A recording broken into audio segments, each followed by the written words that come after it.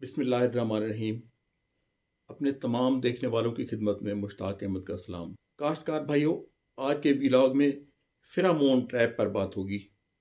ये pheromone traps क्या होते हैं, इनकी क्या अहमियत है और ख़ास तौर पर चने की फसल को टाड़ की सुंडी या पार्ट बोरर के हमले से बचाव में इनका क्या किरदार है। इसके अलावा आज की व्लॉग में लाइव ट्रैप पर भी मैं बात करूंगा और ट्रैप क्राफ्ट पे भी थोड़ी सी बात करूंगा मैं। हमारे बहुत से काश्तकार भाई इस बात से लाइल्म हैं कि फेरामोन ट्रैप्स दरअसल काम करते किस तरह हैं। चने की फसल को जिस कीड़े से सबसे ज़्यादा नुकसान पहुंचता है वो पार्ट बोरर या टाड़ की सुंडी है। ये पार्ट बोरर क्या है? ये पार्ट बोरर दरअसल एक इंसेक्ट जिसका नाम हेलिकोवर्पा अर्मीजेरा है, उस इंसेक्ट के लार्वा हैं। इसके तरीके वारदात को समझने के लिए हम इसके लाइफ साइकिल या दौरान ज़िंदगी का एक जायज़ा लेते हैं। काश्तकार भाइयों, इस परवाने की मादा पौधे के मुख्तलिफ हिस्सों पर अपने अंडे देती है जिनसे लार्वे निकलते हैं और यही लार्वे बाद में सुंडियों या पार्ट बोरर्स की शक्ल इख्तियार करते हैं जो सही मानों में फसाद की जड़ हैं। और इन लार्वा को उनकी उम्र और साइज़ के लिहाज से मुख्तलिफ दर्जों का नाम दे दिया जाता है, जैसे स्टेज 1 या इंस्टार 1, इसी तरह इंस्टार 2, इंस्टार 3 और ये तकरीबन 5 या 6 इंस्टार तक होती है। शुरू में पहले या दूसरे इंस्टार में तो ये लार्वे या सुंडियाँ पौधों के पत्तों को खाती हैं और सबसे ज़्यादा नुकसान जिस स्टेज पर फसल को पहुँचता है वो तीसरे या चौथे इंस्टार में है। और इस इंस्टार के दौरान इन सुंडियों या इन लार्वों का साइज़ काफ़ी बड़ा हो जाता है और फसल का काफ़ी सारा नुकसान करने के बाद ये प्यूपा की शक्ल इख्तियार करते हैं और उसके बाद यही प्यूपा बाद में बालेग परवाने की सूरत इख्तियार करते हैं। और इस तरह इस परवाने का लाइफ साइकिल या दौरान ज़िंदगी तकरीबन 4 या 5 हफ्ते में मुकम्मल हो जाता है। अच्छा, यहाँ तक तो बात समझ में आती है। अब इस सारे सिस्टम में फेरामोन ट्रैप का रोल कहाँ पर आता है?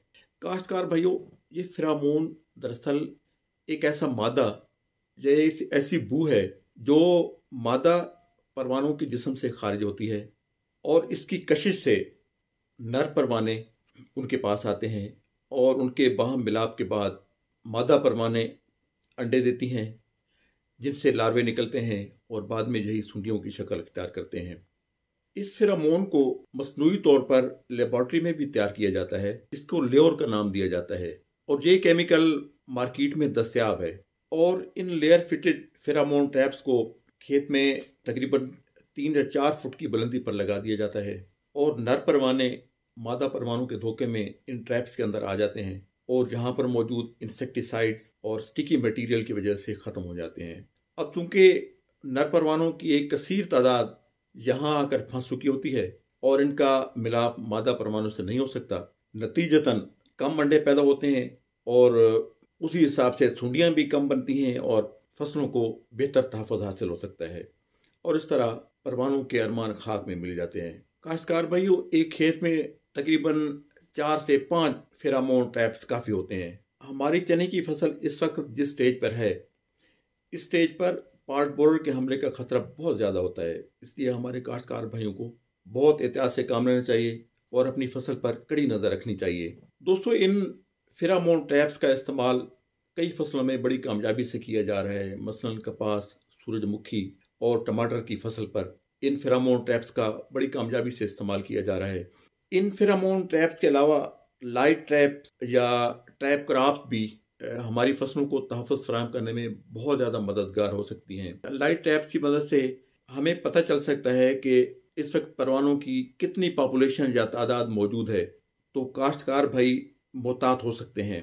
इसके अलावा ट्रैप क्रॉप्स भी बहुत ज़्यादा मददगार होती हैं, जैसे मेन क्रॉप्स के अंदर गेंदे के फूल वगैरह या इस तरह की दूसरी क्रॉप्स को लगाना जो इंसेक्ट्स के लिए ज़्यादा कशिश का बायस हों, तो उनसे भी हमारी क्रॉप्स को बेहतर तहफ़्फ़ुज़ मिल सकता है। ये फेरामोन ट्रैप्स, लाइट ट्रैप्स या ट्रैप क्रॉप ऐसी कल्चरल प्रैक्टिसेस हैं जो इंटेग्रेटेड पेस्ट कंट्रोल के ज़ुमरे में आती हैं। इन पर अमल करके न सिर्फ हम अपनी पैदावार को बेहतर कर सकते हैं बल्कि अपनी प्रोड्यूस की क्वालिटी को भी बहुत बेहतर कर सकते हैं और इसके अलावा हम पेस्टिसाइड्स का काफ़ी सारा खर्च भी बचा सकते हैं। अल्लाह ताला से दुआ है कि हमारी ज़राअत भरपूर तरक्की करे, हमारा किसान खुशहाल हो, हमारे मुल्क को मुआशी इस्तेकाम हासिल हो। अपना और दूसरों का बहुत ख्याल रखिएगा। अगले व्लॉग तक मुश्ताक अहमद को इजाज़त।